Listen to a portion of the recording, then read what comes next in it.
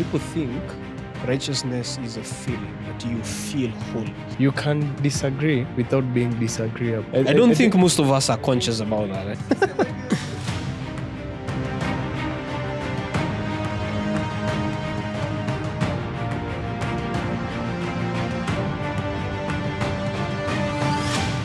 Last time we explored the idea of meaning. We painted how it looks like. We painted it through a story, an endeavor, a journey, and how it reveals itself across time, and how it reveals itself across these journeys and adventures which we are partaking. How does it reveal in our daily lives, our careers, our education, in religion, whatever endeavor you partake, as long as you are alive? How does meaning shape our ideals, or rather, is it just another endeavor ideal which doesn't have any rewards, or just can it be compared to anything we partake in life? But is it a theory? Is it a philosophical idea, or rather, can it be applied in our today lives? What does it mean to really live a meaningful life? Earlier on, you stated that a life which is not examined is not our life worth living. What does it mean to live today in today's world with meaning? Yeah, that's the fabric of this episode. Nice.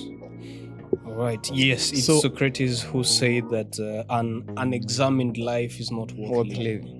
That is Socrates for you. And anytime you decide to, okay, for example, in terms of career, ukiamua kuuliza, is my work meaningful? Ama whatever I want to do, is it meaningful? What do you exactly intend to mean? What do you exactly intend to mean? Like, is it the basis of some of the decisions that you make in the context of relationships, in our careers, in our work? I even tend to ask myself, our lawmakers, do they think this way when they decide to write these laws down? When they decide to, do they think of what is meaningful? Or do they even think of it at all? Do the constitutions, or rather the rules of roads, are they anchored in meaning? Or rather, do they view it as a concept, or rather just a far-fetched idea or ideology? Well, just like we established last time, I think meaning itself could have layers. Yeah. Because let me ask, do you think that maybe coming up with laws or rules of how to live with each other, is that meaning? Do we come up, or rather can we form, or rather decide that this is meaning? Wow. Remember in our last episode, we painted the idea that meaning isn't something that's based on your own perception, or rather of what you view it. Meaning or what you want it to be. Yeah, meaning is meaning regardless of you, and it's always there, always has been, and will always be there. Now the question is, how can we discover this meaning in our daily endeavors? Yeah, sure. So I think starting off with you talked about the law and regulations making. The question is, how can we find meaning, or rather truth? Remember, we also equated meaning to truth. So how can we find meaning in our law and law regulations? Yeah, how do we find it in law making and regulatory bodies? So I hope you're not looking for an answer from me, but anyway. But anyway. So yes, we say that meaning can be equated to reality, can Truth. also be equated to truth seeking. Not just truth, but let's put in the phrase seeking, truth seeking. Seeking, Yes. So and also the word of God. We also had the word of God as maybe it was equal to the pursuit of meaning itself. Yeah? So I'm not really sure of. I think we really need to get someone. We talk about the fundamentals of what leadership and governance is all about. But sometimes, I have a question. As a leader, do you have the right to say what's right? To me, you're leading an organization. Is it something that is it an authority that's given to you to like, this is the right thing, and I'll force my companions to act on it? Well, in light of a constitution, I think also the question of what is right and wrong also has layers to it. Yeah, I think what the constitution maybe tries to do is tell us this is what, in light of, we can understand. This is what is in light of the universality of our reality as a people. Yeah. It's telling us this is what is right and this is what is wrong. Again, kulingana tu na the things that can define sisi wote binadamu. For example, of course, murder ama killing is wrong, and it's because this is something that is universal for all of us. I don't think there's anyone who can decide that murder or killing is wrong, is right, or no. So another nini, I think another precept about the concept of right and wrong that I think we are given the authority to sort of decide as human beings about the freedoms, the rights and the freedoms. Yeah. So nasikia the right to vote, the right to whatever, all these rights, the freedom of free speech. I think that is why we're able to do this. Those are things that are just in our hands. No, those are just, the government can't tell us what to talk about or what not. Let me just put it clearly right now. I think me kwanza, when it comes to allow me kidogo tu kwa maneno ya politics. Sometimes I normally sit and hear leaders wakisema about sijui the youth Gen Z tunafaa kuheshimu they have wisdom.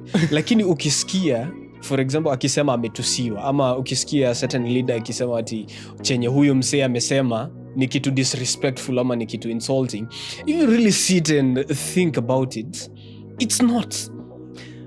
Tu ni venye amefeel. So for example, kusema, okay, siseme ati there's a political leader who is like this or anything, but just an example. Useme ati a certain political leader ni mnono, ati anakulanga sana, ni mlafi. I mean, ni ukweli.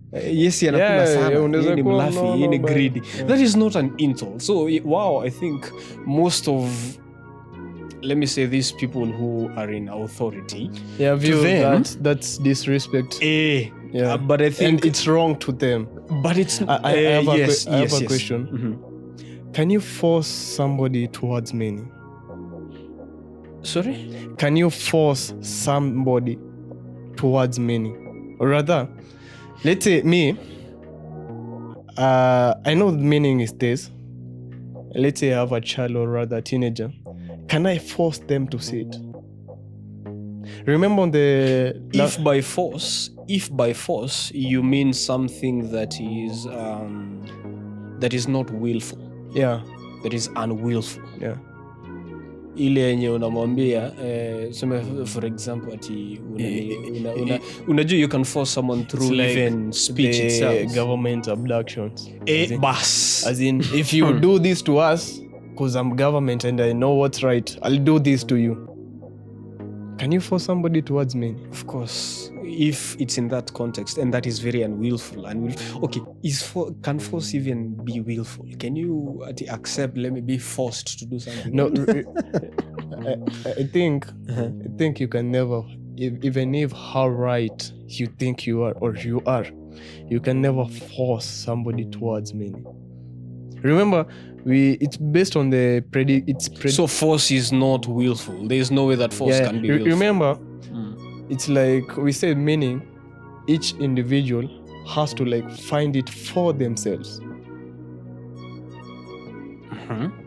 So there is no way I can come and tell you, I'm older than you, I think I'm worse than you, and I know this is right.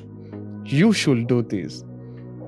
I think that's wrong. Yeah, and I think that's what leaders and politicians and they think, not leaders, politicians. They think it's disciplining those under them.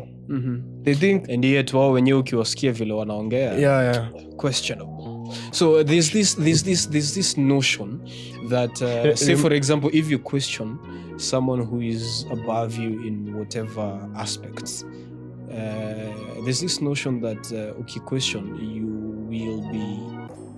will be deemed disrespectful. Yeah. There's this notion that you shouldn't question. There's this notion that the choice of words need to feel respectful. Unaona, kuna maneno ingine is that respect or worship? Let us not talk about worship for now. Yeah, that's another topic. Worship is quite deep. If I'm forcing you, but they want to be worshipped. That's the thing. Yeah, that's the thing. If they want to be worshipped. I'm forcing you to see the world through my own lens, regardless whether I'm right or wrong. That's a form of me wanting you to worship me. Politics aside, but that was in regards to we'll still pursue it. That was in regards to lawmaking, because that's what's happening right now. And governments thinking that they are in government because they know what's right. I think that's what. But then again, do you think? I have this. You know, in war. Yeah. In war. First of all, you need to know who is at war. Unaona? Yeah. Sidhani kama abducting people. Okay, kama kuna any sense in abductions. There is no sense. Okay, hakuna sense of course. Even if but they are doing kama the wrong, government is against the people, also to say. The thing, I just think the understanding of what true leadership is, or whatever you're talking, meaning in leadership, it's kind of flawed. And I don't blame them, because regarding of our history and where we are coming from as a country and as a people, I think we are just building on it. We're just building. You're trying to understand it. Yeah. But and also I think the aspect of we don't know how to think about some of these things. That is why, kuna hii ego flani yenye, I think it's a very African kind of a spirit. That can you say mzae unafaa kumwongelesha hii design. Kasi hadi ni vibaya. Can you say pride and ego strays you apart from meaning? That's our next headline. We will talk about it later on. The things that stray us away from meaning. Do you think pride and ego stray us from meaning? Such that you are under me. I think this is right, so I direct you according to what I think. Yes. Now, I think it's also a question of how we manifest, how we generally how we manifest pride and ego. There's a way you can manifest pride, and someone can actually, if it's in the context of leadership, and someone can actually believe in you and follow your lead. There's a way you can exude that pride. But sasa let me just say, it's a negative connotation to it. Can you use meaning to as a guide to identify pride and ego? Yes, you can. Yeah, meaning can actually help you understand. So now let me put it this way. Sometimes I'm led to believe that something like meaning and ego themselves are not objective per se. Why? They're really, really subjective, because there's a context where pride relates to stiff leadership. Ile mentality yenye tunayo, we need very firm leadership. There is this idea, I don't know if it's Carl Jung, there's a certain philosopher who says you can disagree without being disagreeable. That's yes, different. I think that's the sense that I'm actually trying to put forward. Yeah, it's like people say that Wajaluo, sorry to our the people from the western side, they praise pride.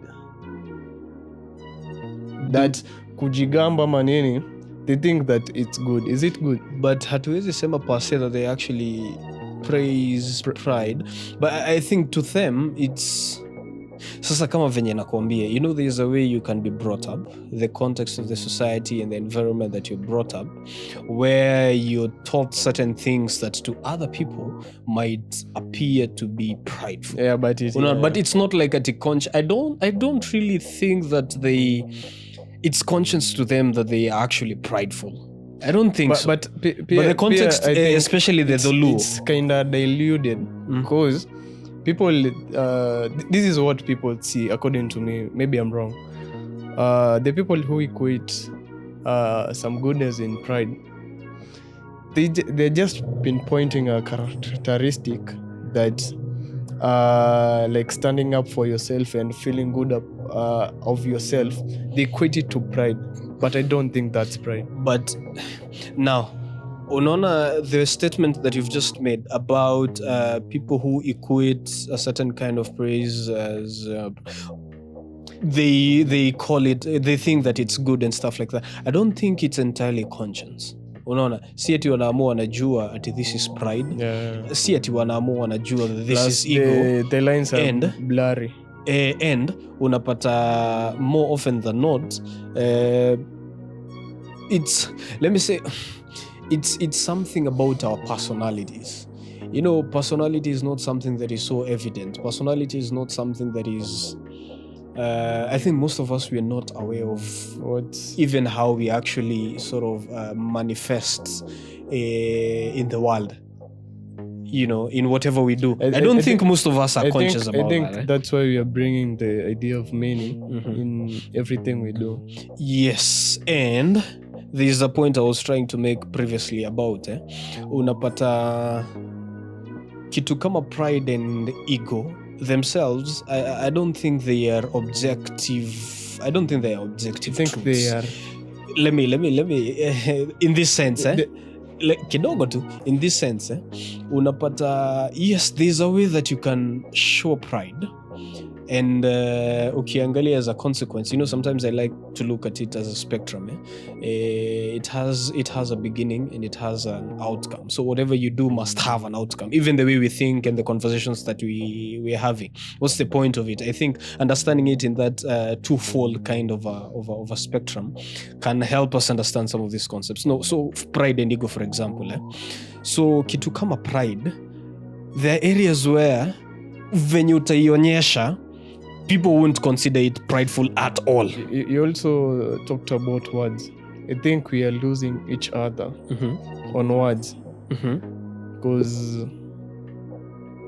I think this is another topic for another day. Because first we'll need to discuss on what pride is and what it's not.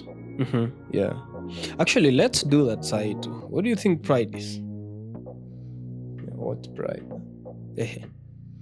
And hata tuachana na ego, because ego is actually a psychological concept that I believe is pretty well understood. But tuachana na ego, let us talk about pride. Actually, as a matter of fact,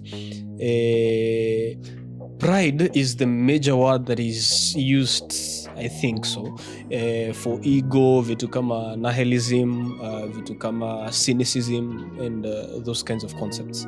Negativity, negative personalities. But pride in itself, what do you think pride actually is? What's pride? Is it a way of thinking? Is it a personality? But this is deep. Please allow me. They said that there is a book which I read by Roy Masters saying that pride is man trying to be God. Now let me ask, how do you think man tries to be God?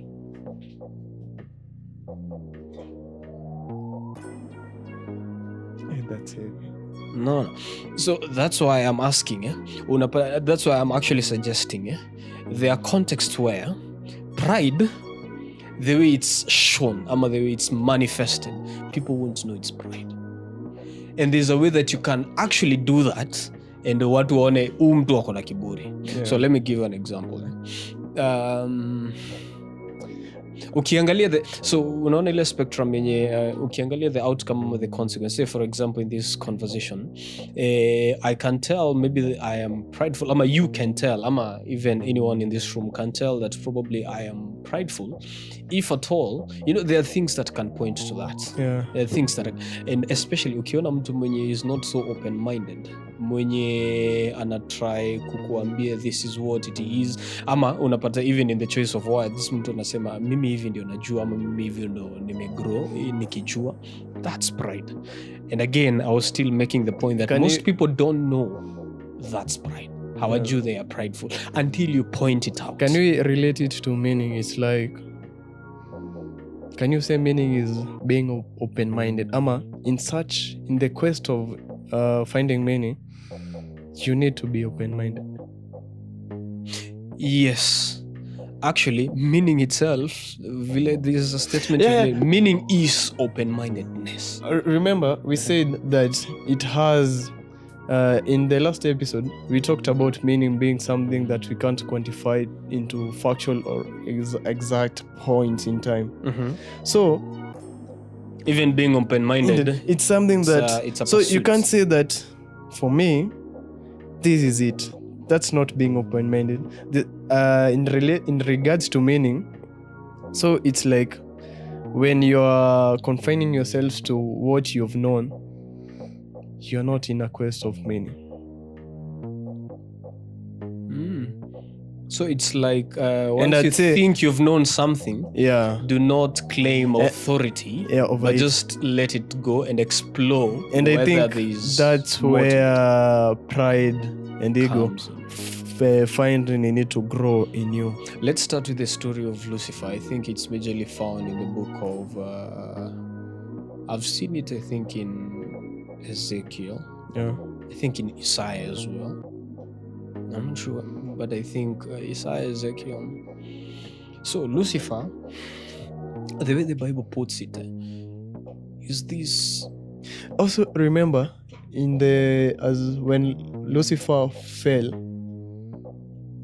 I don't know if I'm getting it right, but I think there is somewhere I've ever read that it was him trying to take over God. He wanted to be God. That's why I'm like, pride is man trying to be God.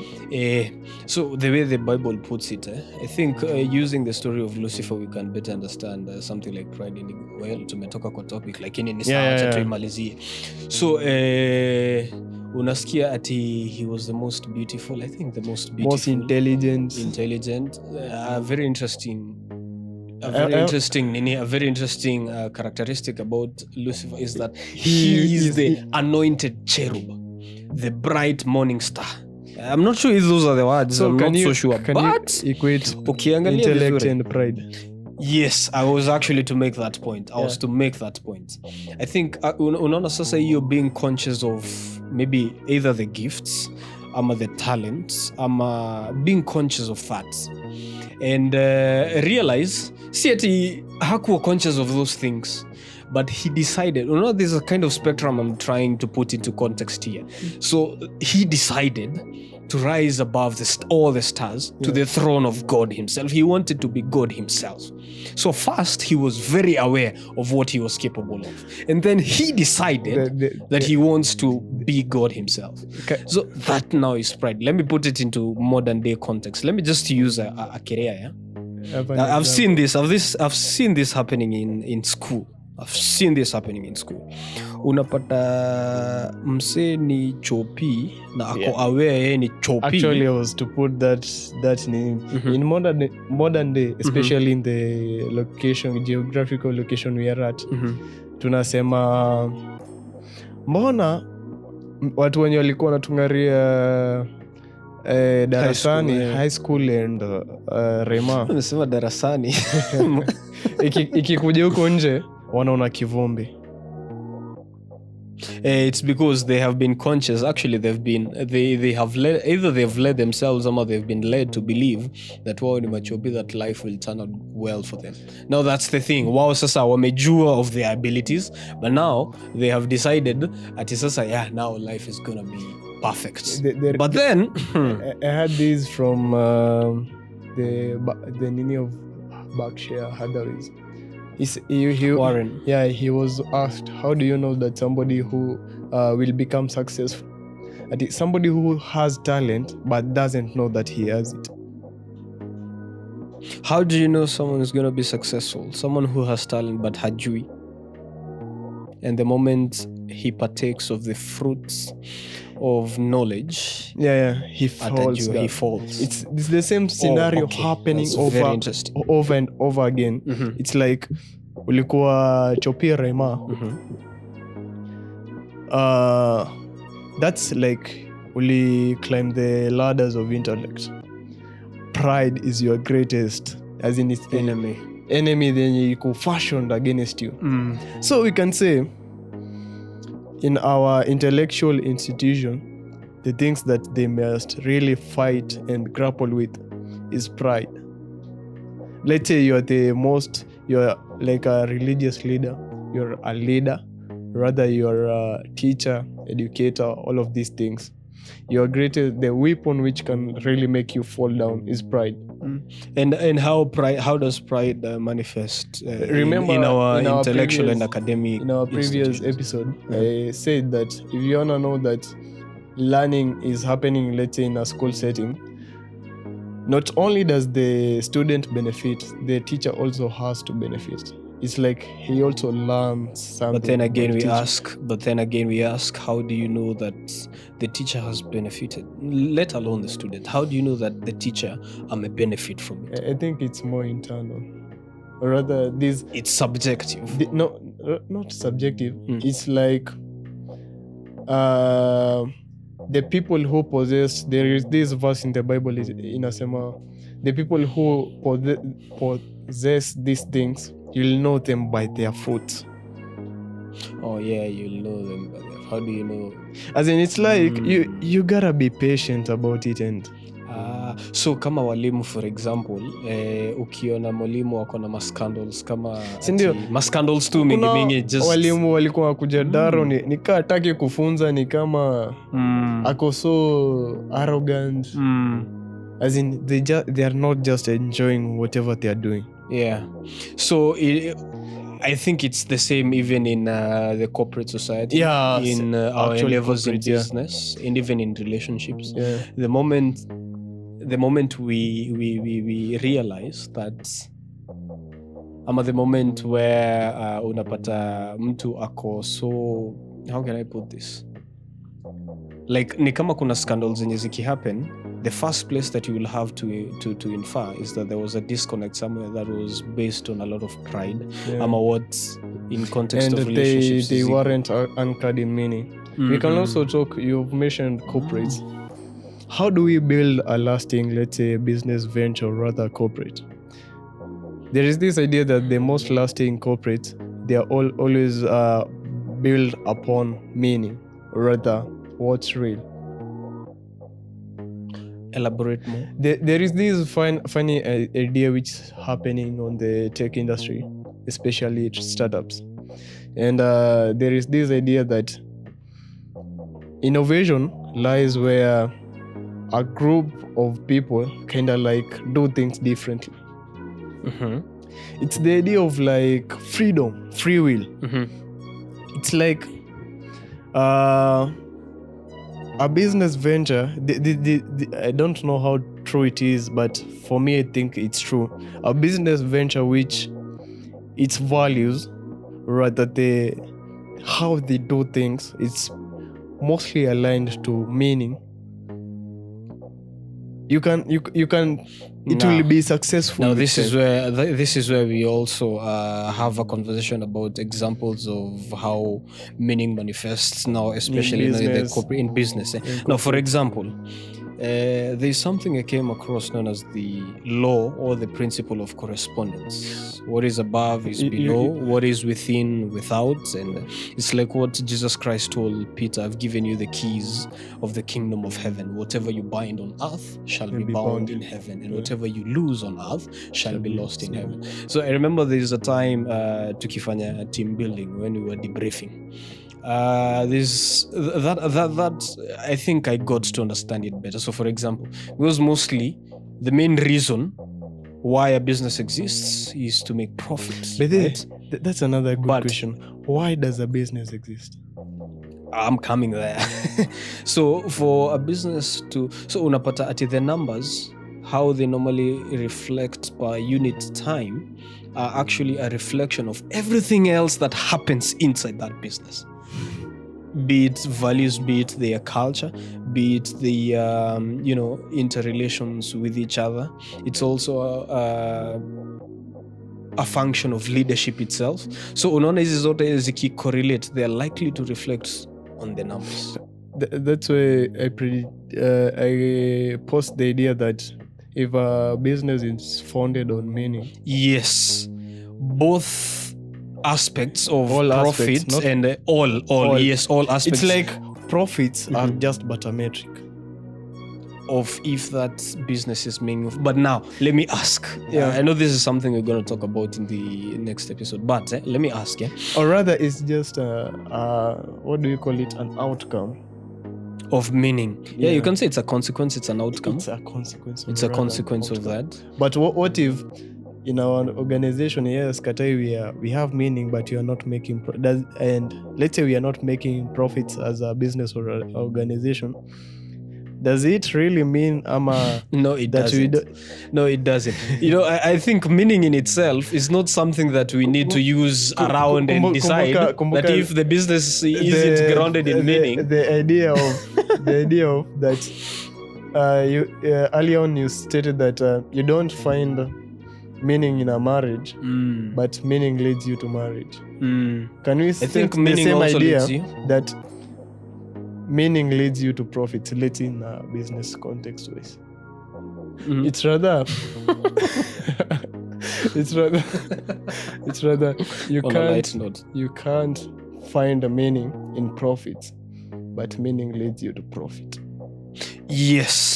Yes, but then any profits itself, there's no way is okay. Wachani here, but I was saying meaning is not just something you hurl around and decide that we are not getting profits because the meaning is not there. Yeah. Though that might be true. Yeah. But it seems like the paradox which I've just given you.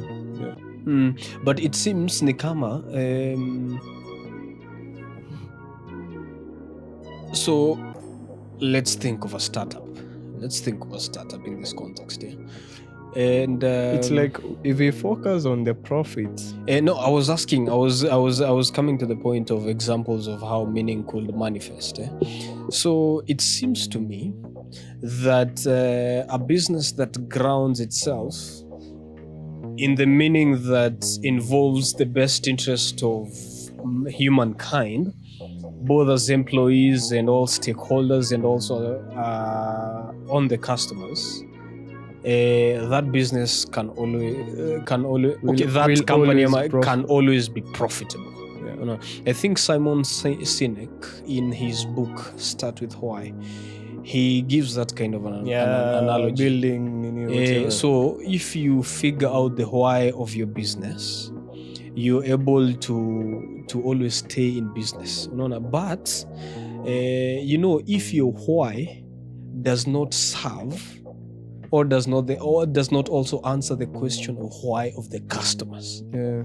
You can come up with a very powerful why, but if that why unaona hiyo spectrum fulani yenye na try ku imply, kama hiyo why yako it's not to the best interest of the customer, because this is business. It's just a matter of time before you run out of business. But I'd say you have a flawed idea of what really a why is, a meaning is. Yes. Because remember, we earlier we found this idea. Let's say we are in a pursuit of meaning in one endeavor. Let's say we use the teacher-student relationship. Both parties must benefit. The business also and the customer. In business, it's like if you focus on the business benefiting and the customer not benefiting, yes, you're not attaining meaning in whatever you're doing. Yes. So yes. Now, as we're having this conversation, I'm trying to ask myself, now, is it that meaning is actually an ingredient for the survival, not even the birth of a business? Is it, or is this something that we should be conscious about? Like, should we, let me say, objectively think about meaning as we in all our endeavors? Sometimes, unapata the direct conversation of meaning itself is not entirely manifest, but there's a way in which, ukiangalia watu wakifanya A, B, C, and D, the kinds of conversations they are having shows you that these people truly are in pursuit of something. They are in pursuit of business. So it's not as explicit per se. It's not really as explicit per se, but I think there are those, meaning. Now let me introduce you to something I've recently learned.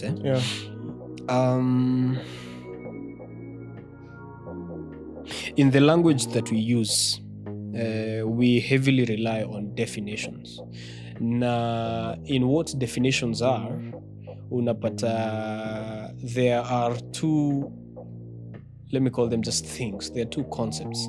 There's one known as definiens and another one known as a definiendum. Please elaborate. Yeah. So, for example, let's use a chair. Yeah? The word chair itself is the definiendum. It's what you're trying to describe that object as. The definiendum is now the object of the chair. Now the collective characteristics that give you a chair. Yeah. Unaona. Now, to put this into the same as meaning itself, the word meaning, I think in the context of the language that we use, if we are to look at it in light of meaning is the definients. Now, the definiendum are the collective characteristics that can tell us that this is actually meaningful. Actually, that's what you are trying to establish. Yes. As we talking about meaning in business, meaning in law and order. Yes, how they manifest those collective characteristics that can tell us this is meaningful, this is not. And sometimes normally there's an article, I think I read it earlier this year, that talks about there are too many businesses in Africa but no business. However, it's like the idea of innovation and globalization.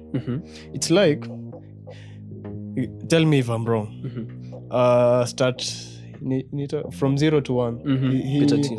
He poses the idea that innovation is going from 0 to 1. It's like bringing to life something that wasn't there. But rather, globalization is taking something that has worked here and taking it to another place.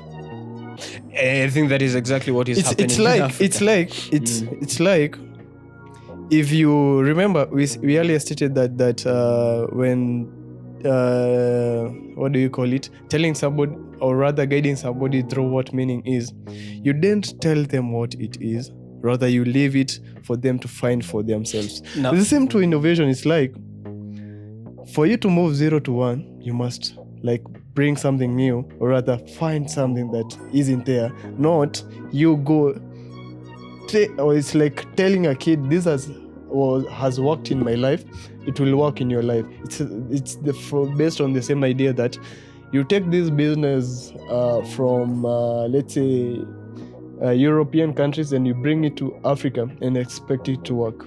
Do you think that innovation, especially in Africa, do you think we are innovative? No, we are just doing what we were told to Copy do. Pasting it. Yeah. Same idea to whatever you're talking. Why do you think it's that? It's like we hold on to the things that we were told this is meaning, then we are replicating it in everything that we do. How can you tell that we are not innovative? Does it mean that we are not supposed to borrow ideas from out there? It's like learn from them stop copying them. So you think that especially in Africa, It's like- we're doing a lot of copying? Yeah, as in, it's like the why, let's say in education, I'm just teaching you what has worked before, but there is kind green. You should get meaning from whatever I'm telling you, not taking what I'm telling you per se. Now, let me ask. Remember Elon Musk? Because I believe that the knowledge of, for example, say artificial intelligence is available to Africa. Yeah. I think we understand the fundamentals of AI or what. Do you know AI is as old as 1958? Actually, the rise of the internet and stuff. Internet ilikuja juzi, but AI in itself, it's something that started in the 50s, the 1950s. It's quite a but now that knowledge itself, the body of that knowledge itself, it's not that it's sort of hidden from Africa. It's actually there. But the question I'm always asking myself is but yeah, I think now that's a question of how we got to advance our civilization as an African people and stuff like that. But even where we are right now, na feel ni kama efforts need to be more pulled towards creating this stuff on our own. So say, for example, having our own kinds of search engines, AI search engines and stuff like that. But then again, I'm still asking myself, why do we need to have that? Kidogo tu. There's a very recent statement I heard somewhere. That the reason why tunapatanga Africa seems to be sort of behind, quote unquote, is because unapata the whites are more interested with power. But sisi Africans, some are blacks, generally blacks, we are more interested in owning things. Now, let me put it into context. How does that so, work? yes, let me put it into context here. Unapata, especially the advancement in technology and stuff, unapata sisi, tukiamua ku challenge the whatever people call white supremacy and stuff like that. It's actually a point I've just made. Unapata ati na feel kama Mwafrika, we need to be creating these things. Ni kama hatuna, we are borrowing it. Unapata tunatumia Google, tunatumia ChatGPT for example kama ni AI. But unaona sasa sisi wa Afrika tuna feel ni kama we need to own that thing. Unaona that's a thing that we need to own it. But them themselves, they don't think about that. They're more interested in what's the relevance we can bring to the world tukiamua ku advance certain things. And I think that's kidogo to allow me to complete on this.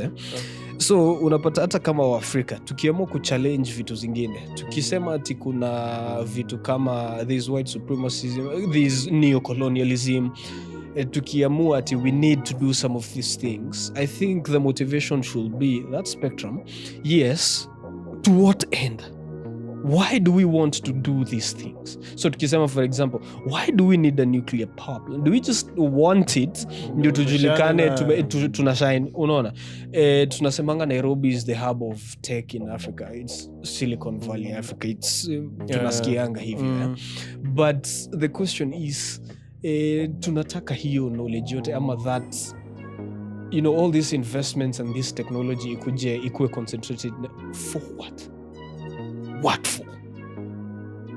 Unaona? And that's why ndio I'm proposing sisi wa Africa ama generally blacks ni kama we are more interested in owning things rather than anything else. I don't want to talk about power. But ni kama we are not thinking in terms of meaning. We're not thinking in terms of meaning actually. Yeah, that's we just want to own things. We just want to feel ni kama hakuna any influence. Can you say that's pride? Remember we talked about pride. It's like if I get to this state, ni hivyo. Yes, I believe that's pride. So that's pride. Africans. We want to feel so tunataka tutoshane na wazungu ndo. Exactly. Unaona hata hiyo mentality ya wanting to sort of be at the same level with wazungu, it's very flawed. It's very, very flawed. I think what we just need to do is we need to discover who we are as a civilization. Not even as a civilization, as a people. We need to understand the truths about who we are as people. not even as whites or blacks, Yes, not as people. Kikuyu, Yes. as people. And the moment we understand that, I believe that I believe a lot can be achieved. Let me put it that way. A lot can be achieved. But tukifikiria in terms of mimi ni black, mzungu ananiambia nini ama sijui nini. That's not the right way of looking I at think it. we should be humble. Like, Skatewe, you have beaten me in this endeavor, but I'll do better. I'll try to up my game. Yes, Rather, actually taking it as a challenge. Me trying to be you. Yeah, don't try to be me. Yeah, but First take of all, on the understand challenge. what you're capable of as a person. Yeah, I think yeah. that's the essence It's of like- being unique. Predicate whatever you're doing on meaning. Yes. The rest. Because the moment we, for example, still the context of civilization and advancement in tech, unapata tukifikiria we just want technology to be concentrated here in Nairobi, ama we want to have a nuclear power plant, ama we want, what else do we want as Kenyans, for example? We want to be so advanced in whatever sense. We want to manufacture electric cars. Yes, we want to manufacture our own cars, our own, create our own automobile industry. All those things are good. But the question is, what do we really understand the value that it can offer us in the effort of understanding who we are and what we are actually capable of? There's this. It's a quote I've ever heard. I don't know who said it, but he said, most of the people who start up with the intention of doing good end up being evil. What do you mean? An example? It's a paradox. It's like, if you start with let's say it's in business. If you start with why. If you start with the intention of making money in business, you are not likely to make that great wealth in business. Or it needs to sort of complement the idea of the greater good. Yeah, making money supposed to be predicated on something which cuts across. Yes, to the greater good, of mankind. That's meaning. But if you want to do something just for the sake of making money, let's say shock on you. I have these good intentions. I want to help, let's say, the poor.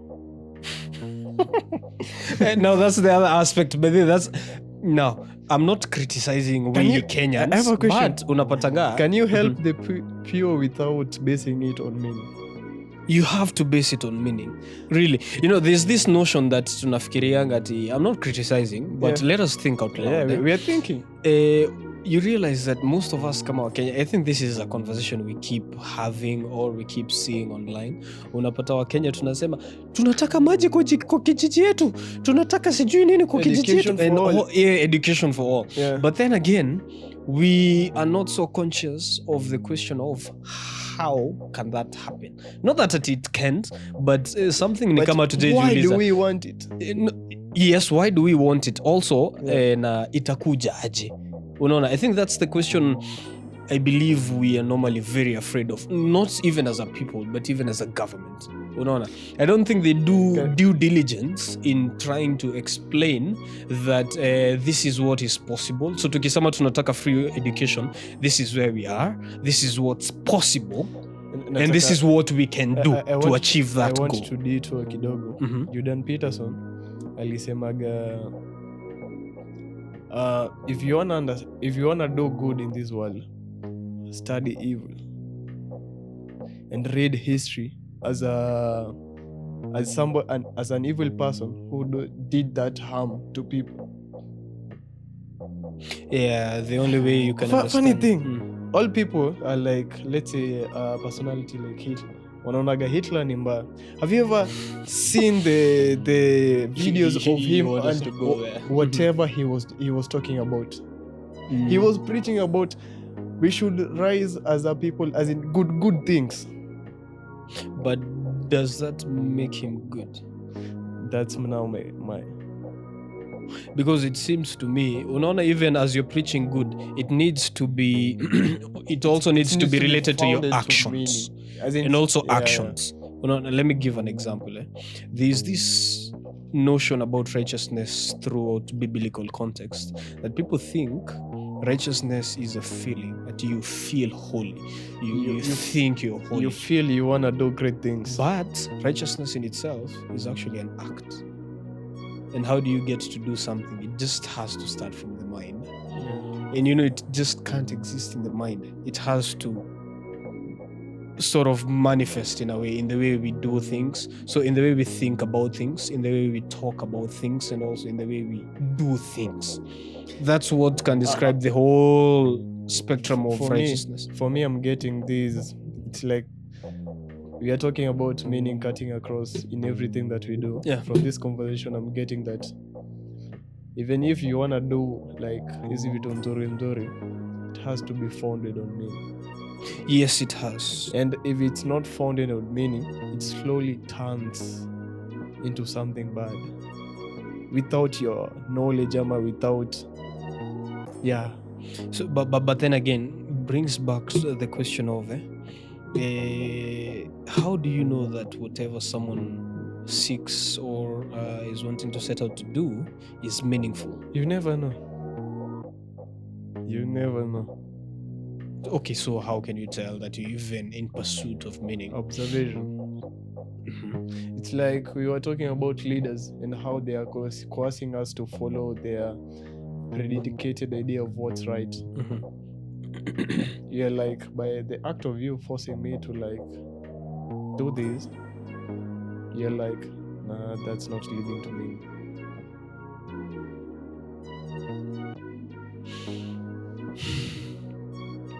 By observation, but it's not entirely just through observation.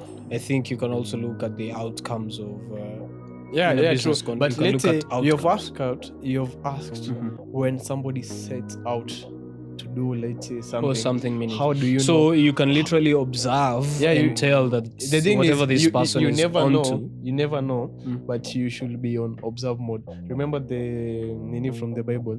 You should be as soft as a dove, but as wise as a serpent. What does it mean to be as wise as a serpent? What's one quality that you know about serpents? Ama nyoka. Observant. They are quite targeted to their vision. Their vision is very focused. Yes. Yeah, I think.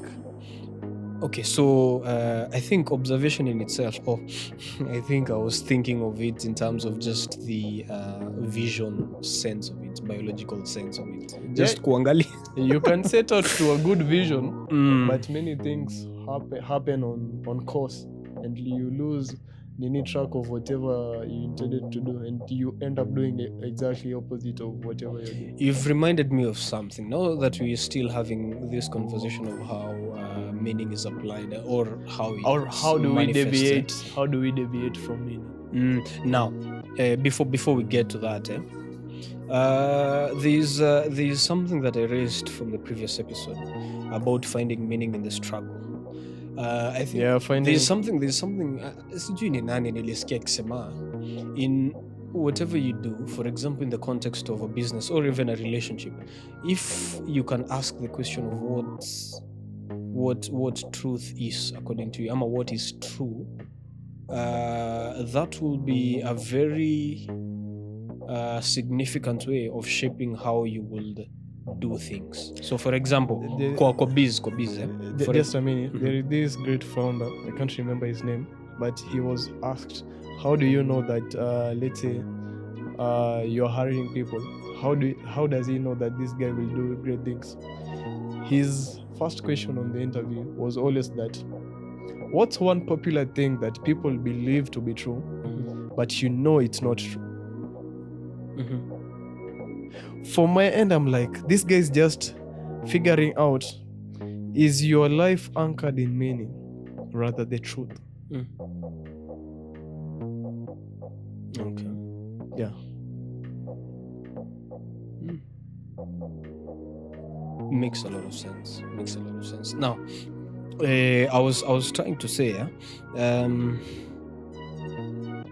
unaona meaning, the pursuit of meaning itself, even from the context of a business, you can set out a very powerful vision, yes, one that can guide what you do inside the business, and also one that seeks to address the customer vizuri sana, but then again you meet certain challenges or certain struggles along the way. That doesn't mean that meaning is lost. Yeah. It doesn't mean that. Now,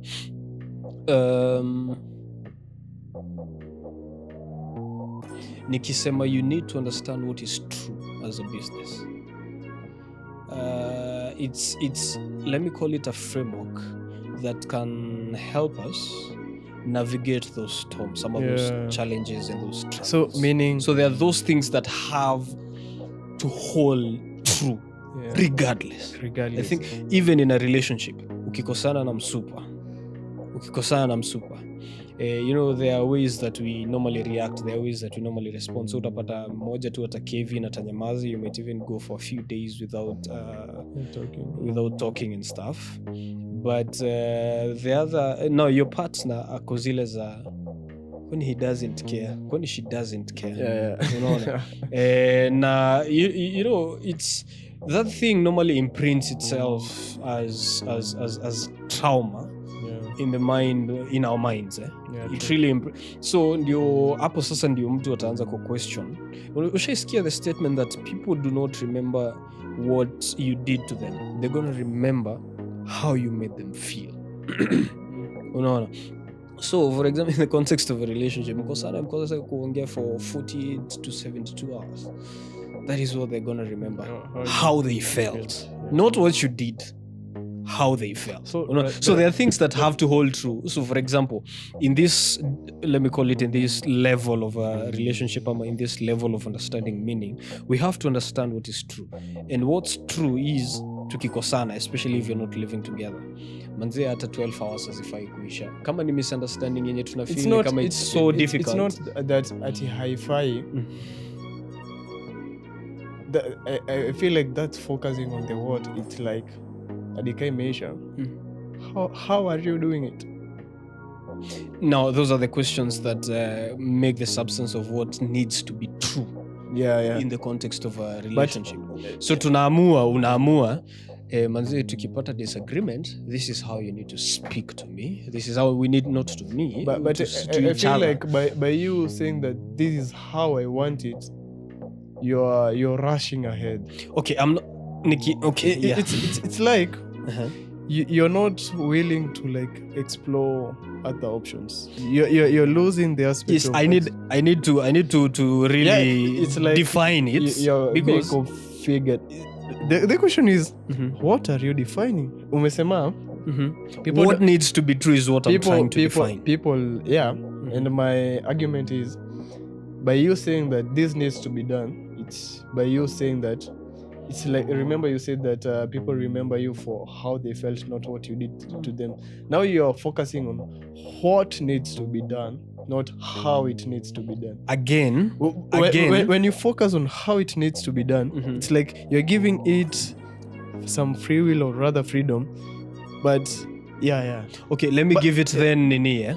So again, we also need to be conscious of not everything about this relationship is just based on what we feel. We also need to understand that the things we do, how we do it, is also very, very important. There are those, again, bringing it back to that spectrum. In as much as we are laying the truths that need to be constant in what we're doing, we are laying those things, we are describing them, what to actually do.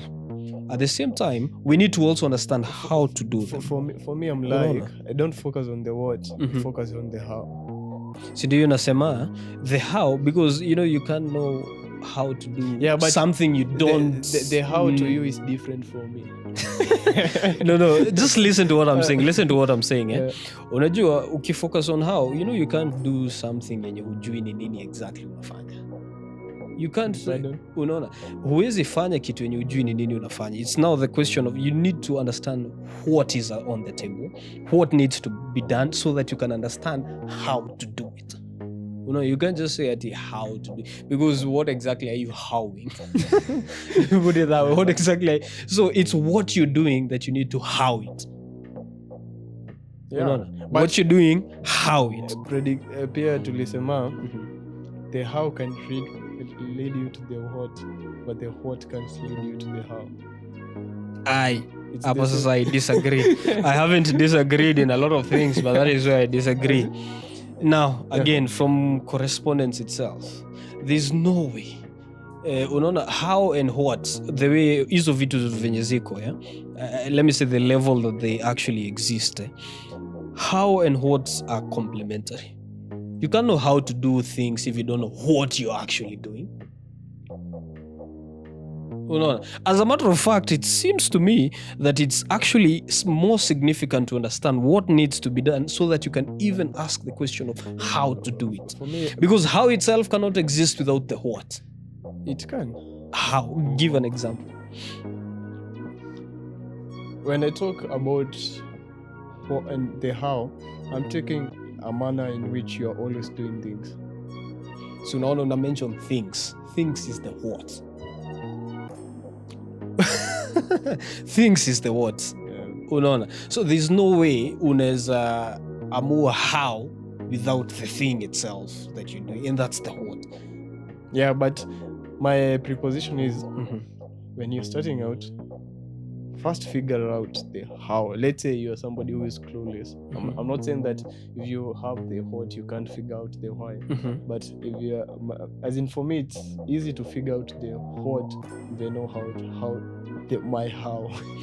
Give an example. Give an example of the how that can exist without the what. It's like this Bible verse. When Jesus said that first seek ye the kingdom of God, the rest shall be added. It's like, for me, it's fine, just know what meaning is. That's the how I always do my, as in, that's the blueprint of doing everything. That's the how. But remember, it's the like hordes from that verse, the hordes is seeking the kingdom. Ama hata tunaweza sema the kingdom itself. Yeah. You can't say you're seeking at the seek.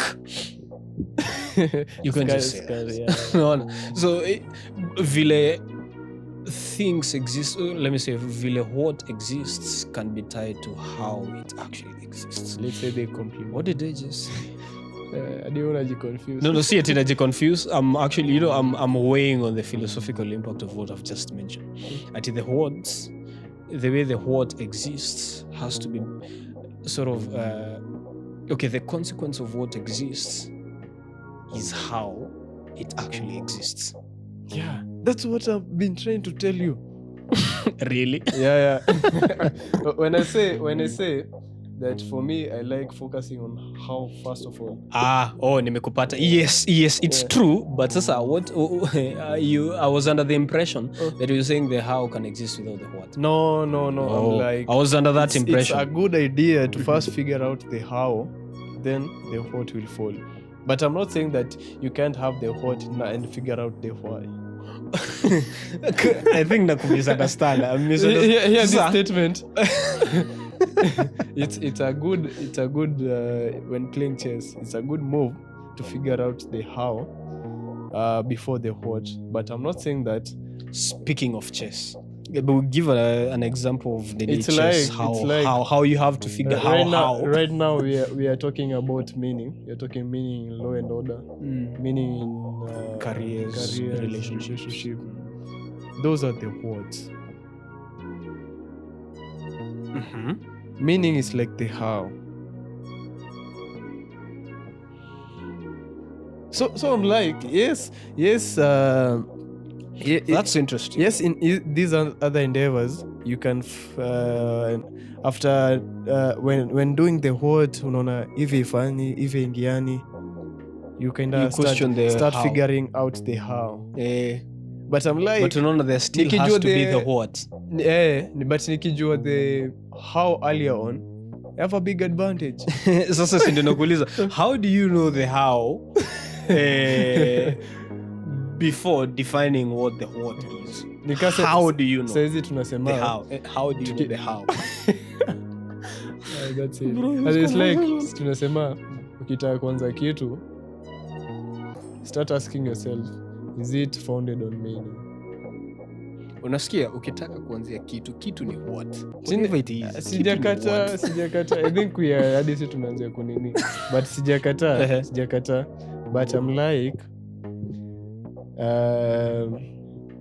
if you are ndio tunasema meaning, we can equate it to like the how. It's how you do things. Let's say for you, It's also what you do. yeah, skatai. I think let's say for you as an individual, in everything that you do, let's say you always seek out meaning in it. As in, you like to predicate ama to build things upon meaning in whatever endeavor you participate. Speaking of which, can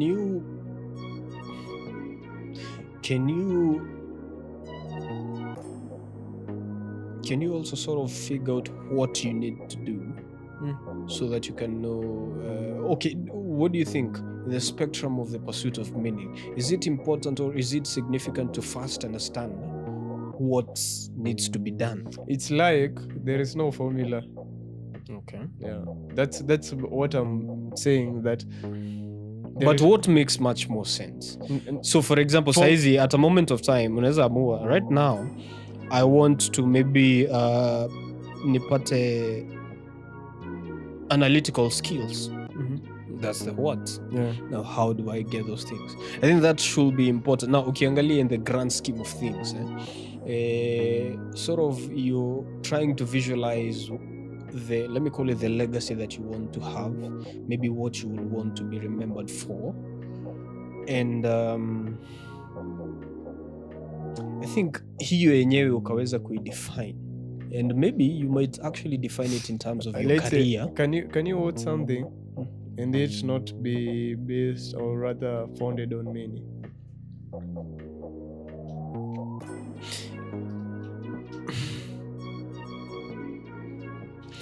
Yes, but the consequence of that, let's say, is chaos.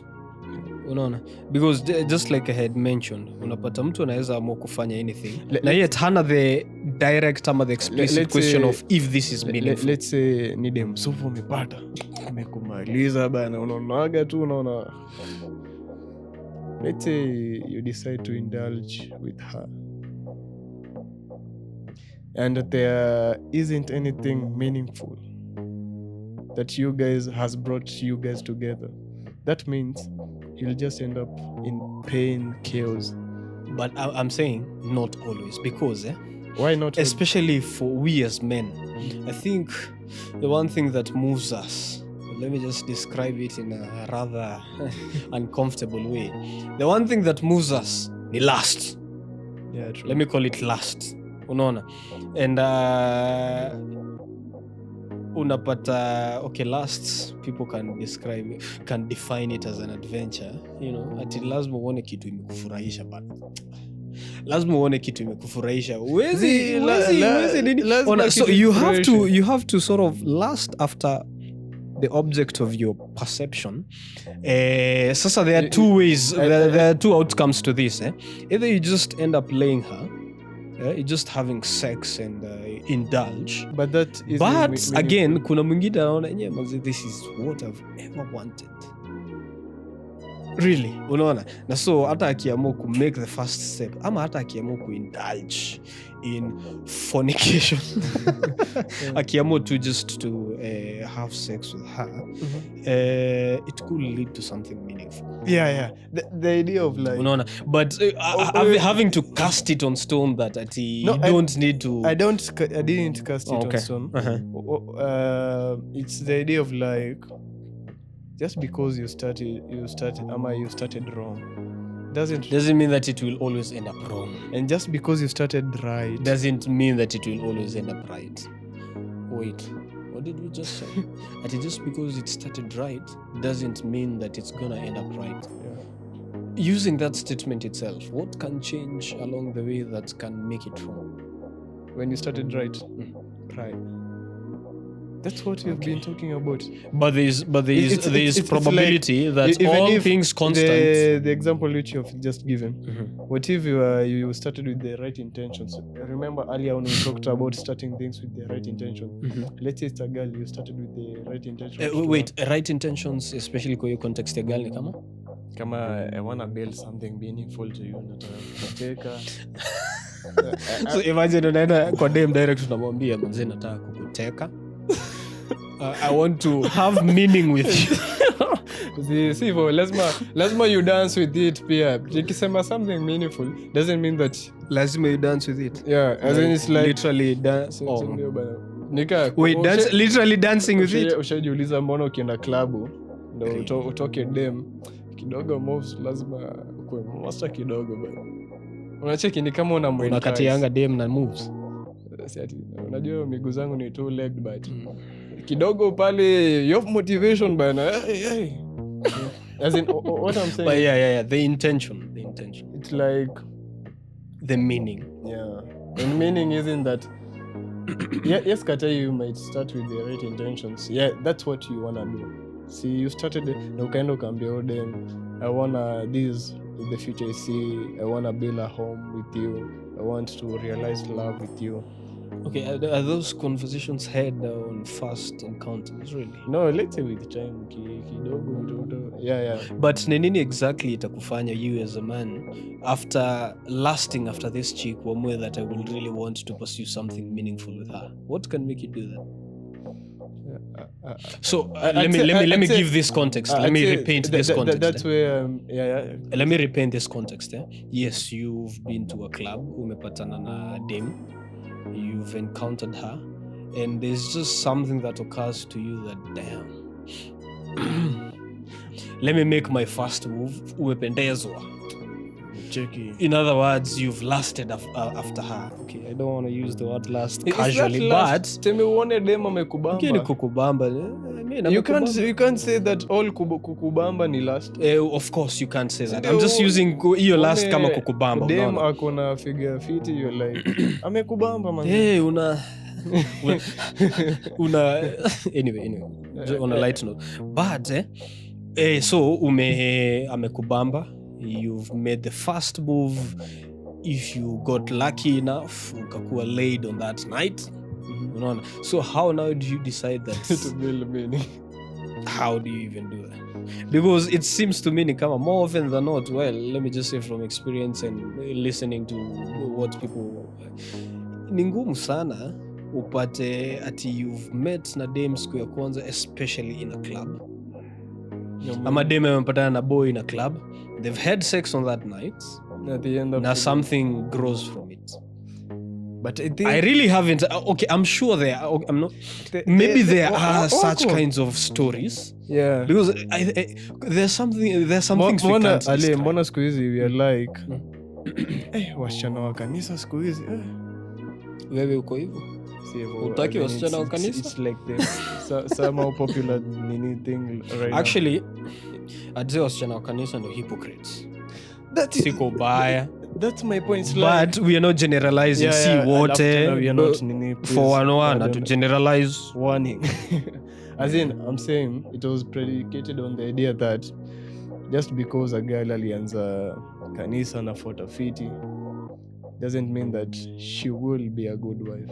And just because mwingine wa club nini alianza hivyo, itamaanisha atabaki as a club going person. And the thing that normally changes happening. Are you continuously searching for meaning in your relationship with whether your partner? explicitly or implicitly? Yeah. Sure. True, it's all about the one thing that's but they can. It's all about the change. Quest. Are you always? Are you conscious of? Now, speaking of, if you're conscious of whether you need to pursue meaning, ni nini unafikiria inaweza change? Now, this is from not from an explicit point of view, but a very implicit one. Ni nini exactly inaweza kufanya ujue that huyu mtu probably ana pursue meaning regardless of the situation they are in life? So for example, let me just give an example. Let me give an example. Yeah. Right now, you know of someone, or you might know of someone who knows someone who is either addicted to drugs, but then ukiangalia at some other aspects about their life, it seems ni kama there's order. But in this particular aspect about their life, it's chaotic.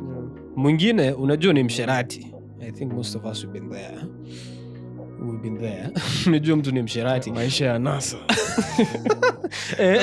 Kila mtu kila Sunday, kila mtu kila Sunday ako not Sunday sato. Kila Friday sato ako club. Sunday tuko church mbaya. Sunday tuko church. Kazi umse anapiga kazi fiti sana. Ndio. So does it mean that umse kuna mahali itafika na awachane na pombe ama awachane na nasa ama okay.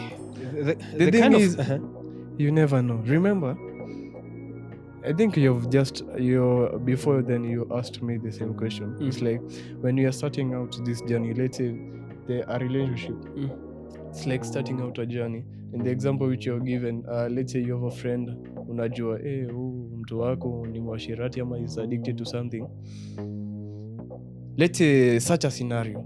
Skati ameanza vibaya, but you never know where they end. What can happen? I think the mistake we are doing is the presumption that you started like this, you'll end up like this. Yeah. Let me ask, someone who is addicted. How do you like start? Let's say you wanna build a relationship with them and they are like that. The question is, are you in a quest, or rather, are you building upon the meaning in your me and you? On top of that, but you need to also understand if at all there's something so unique, because kusema ukweli, you can't just go start. You just can't go start relationships with however you want. Hakuna mtu however you want. I think that's where the concept of friendship comes. Hakuna formula. What if look at this other scenario. Umepatana na mse, umepatana na DM club for example. You've gotten laid and stuff like that. Where in your mentality you've even told yourself that I want to build something meaningful with this chick. But then somewhere down the line, more about her or more about him is revealed in ways that you didn't expect. Shock on you. Should you run or... Because I'll tell you for a fact. I think this is a survey we will need to take. We will need to ask people. Yeah? Relationship in Yuko, was it as a consequence of a friendship, or did it happen on day one? Because I'll tell you for sure. I think more than 90% personally of my own relationships ilianzia day one. Tumepatana, vibe imeclick, kuenda. As time went by, hey bro. but my question is, skata ilianza hivyo. Along the way, were you building on something meaningful? I won't claim a horse. I won't. I think that's how we know, like, whether I should be on this journey. It's like, are we regardless of whether they start right or wrong? E-context, the relation. Now, let me ask. It's like there's a point in time. I'm talking about e-context. Madem kidogo tu. Madem wanasemaga, uchali timekona do nini? Ako fiti, he's good for as a prospective husband. Yeah. So they're like, ameanza fiti. So if you're not keen enough to see if you're building things, even if ameanza fiti, that means you're not founding your relationship on meaning. Now we are now talking about levels in life. Not just sasa kuna time, iyo time, lakini sasa I'm talking about very young relationships. Even we can say primary. What will date Raima? Kuja hapo umeokotana sijui. So assuming very young relationships, even in high school. Ulipata ball ukiwa mtoi. So unapata in high school people wamepatana, they've even started dating and whatever it is they're doing. But then again, if it's to last, say for example, if it's something that is to grow, if it's something that is to grow, how can you tell from high school? Kuna mtu nasikianga akiniambia relationships zenye zilianzia high school haziendangi mahali, but I think that is now casting it in stone, because we've heard of other stories walianzia high school na wako na watoto happily. Remember we started out ever after. tukisema the thing is you never know. Yeah, you never know. That's like a foundational truth. But sasa, we want to individualize it. Now it's like now we are talking to high schoolers who are actually dating amongst themselves. The question is to the high schoolers who are dating, are you building upon something meaningful? Do they really even have the capacity to understand things to do with the pursuit of meaning? Do they really have the capacity? Even if they don't, if they are building on something meaningful, they'll find it. It's based on the idea. Let's say, an endeavor which you want. Start a relationship based on lust. And last, of course, tuongelee tu kutaka kukula DM. Yeah, but most of us tunaanzaga. Let's say shame on us. Yeah. Let's say ilianza hivyo. But with time kuna vile maisha yuanzia tu kukuhit. There is a way in which there you start getting consequences of you not being aligned with meaning or truth. The question is, are you changing your way of doing things or rather your way of thinking? Remember, there is this thing you usually love to talk about, repentance as changing the way of thinking. Yeah. I think the question is, how are you thinking? Regardless of where you started, right or wrong. But I'm also still asking a high schooler. Okay, I'm not. Please, it's not a stereotype. This is not a stereotype. It's not like that. But we want to understand. How do they perceive hizi vitu? Like hata unapata high schooler, if they decide to date or they decide to do any other thing that they are doing, what motivates them, or do they even sit and ask such questions as does this even matter? Or we can say most of, even me when I was a high schooler, I didn't think of manze, but a roll too now. Uko hapo tu for the vibes. Jibamba. Yeah, but life starts happening. But also the problem is when that kind of a personality gets so ingrained into our subconscious, to a point that even after high school, you're that kind of a person. How do you get up from a fallen state? How do you get back to meaning after you're so far away from it? Number one, I'd propose, I think, have someone you can look up to, someone you can sort of talk to. That's where the father figure comes in, right? It's very, very important to have someone, because I'd say, for example, myself, I think the one person who truly sort of was there to bring me back to let me call it just the right path was your mom, my aunt. Congrats to her. Yeah. Honestly, sometimes I normally think of the things that actually occurred back then, and I'm like, why not for her? Sidhani kama mimi ningekuwa hapa. I think it was at that moment yenye now it started occurring to me that there's a way I need to look at the world. There's a way I need to look at reality. Whatever you're stating is, yes, we need these people who are above us. Not necessarily above us. Above us. I meant that we need somebody who is who came before you. It's like when people nowadays, mostly the high schooler, says you wanasema the system is broken. The education, it's not what it was. Yes, Kata, it was not what it was, but you doing away with it, it's not the answer. Yeah, it's not the answer, sure. Scatter all this harm. Let's say the people who are in authority, they didn't guide, rather they forced things upon you. Rather, education, the way it was nini to you, wasn't on the right manner. But regardless, that doesn't mean that you should do away with it, because whatever we are seeing right now in society at large is a lot of rebellion among from established institutions. True. Yeah, it's they failed on their part, but we just neglecting or rather do away with it, and we say everybody for their own, everybody do what they want. we are just creating more chaos. I think even at large now from a Let's say very basic political, unit, also from a very basic unit, how we can get back to the path, the right path is first. You see, whatever we're doing right now, let us have conversations that we're not used to, really.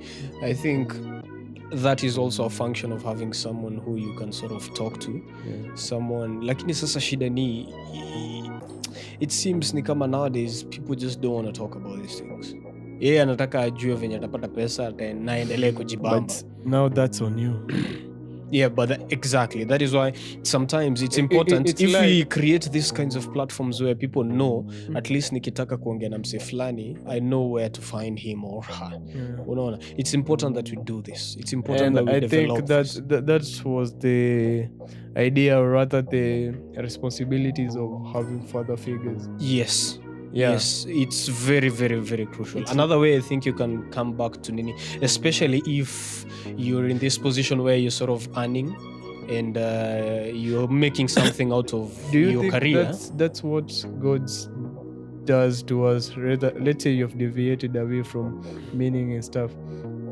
By Him bringing up the idea of like suffering, pain, do you think that's a way of like? Yes. Somewhere in the book of Isaiah, it actually talks about that. And God anasema, I'm the one who brings both good and evil.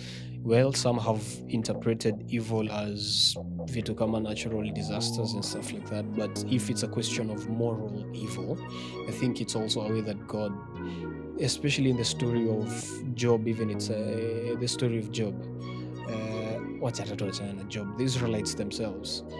But yes, God really allowed some things to happen to Israel so that they can remember. So sometimes, we normally think of the subject of evil and think that maybe God is involved. Then we feel it's very unfair that He even doesn't supposed to exist. Kama God ni God, mbona alete evil? Siku ungekuwa na good. Tukae tu hivyo na good, you see. But I don't think tungepata meaning. Yeah. So I was saying the other way of actually knowing how you can get back, how you can actually get back to the right path. The other way, I think, especially in this level, you're earning something, take on responsibility. Take on responsibility. Kama unaishi kwenye una earn pesa, hama. Peterson alisema the path to meaning is responsibility. Yes. I think it's very, very important because if at all you're positive about it, I think, there's a way you can take on responsibility, but you're not so... Actually, you it's demanded of you to figure out how you can sustain yourself even kama things seems to be so broken. It's actually you to figure it out. So I think that answers the question of the high schooler stuff. Take the young, but they should start taking on responsibility from a young age. For which kinds of responsibilities, for example? Let's say focusing on your studies. I mean, that is all they do. Yeah, but that's a responsibility which you're giving according to this idea that you are always given to something that you can wrestle with. Yeah. I think pia huku finding something meaningful to do, not necessarily kile akiwa holiday, take a book about maybe self-help, self-development. Yeah, go to hizo church nini. Like make an effort to actually do that. Yeah. No, those are the kinds of responsibilities that you're taking. So even to this generation of ours, yes, you're saying that the system is broken and stuff, but we should take responsibilities to like rebuild it. Yeah. Remember in the last episode, it seemed it's as if we're just inclining towards asking certain questions that seem to be in our favor, but hatutaki kuangalia the things that might not be in our favor. But if we actually consider them, the idea of seeing the speck in your brother, and not in a way, regardless of whether. We don't want to sound, please, to our audience, we don't want to sound politically correct or incorrect, but we are thinking out loud. We are on the pursuit. We're just in pursuit of something. We're in pursuit of meaning. So unapata if at all, yes, unapata, yes, this evil in government, yes, this corruption, there's all whatever there is that is so bad. Yeah. But tukirealize that sisi ndo tunaendelea kuumia, especially we are not saying that we don't speak again, we are saying let us take responsibility in the sense that at an individual level, decide upon yourselves that enyewe, I really want a good life, I want to be financially stable, I also want to be psychologically Independent. stable, also independent, that I don't have to wait for the government. There's a concept I think I've heard of the government of how the history of the government of the United States, the principles that it has been built on.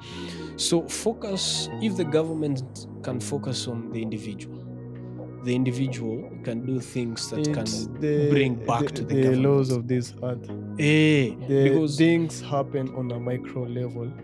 Also at a macro level. Actually, whatever happens on a macro level is a reflection of what's happening in micro level. Absolutely, I totally agree with that. So I think that yes, so we really need to keep thinking about it, and from where we are in life, the level we're in, regardless of whatever is going on through, let us seek to answer questions, and the kinds of questions that we need to ask, let them be meaningful. Let us learn how to think, and not just to think, how to reason. All reasoning is thinking, but not all thinking is reasoning. Unajua tunaweza anza kufikiria, tunafikiria, but you're not reasoning. That's not reasoning. That's also predicated on the idea that Jesus alisema those people who always analyze kila kitu. No, that's just thinking. But sasa reasoning actually calls it's us like to... you're on this loop of yes, what will I eat, what. Yes, and the moment you begin to reason, and how you can actually know that can this you is also reasoning. say that thinking is a craft? Yes, and the craft is reasoning. And that's what, as in, it's like we reason so that we can find meaning. That's what in life, we can just organize our thoughts, our conversations, and even our deeds, so that again, what's the goal? We're not just doing it for the sake of doing it. Yeah. We're saying let's do it so that one of the greatest goals that you can simply think of from where we are is simply to the best interest of mankind. And hata kama it's for the best interest of mankind, we need to be very careful. We need to be very careful. I'd say just let's close with this. Let's all just use meaning as our guide in all these things. Yes. Yeah, that's it.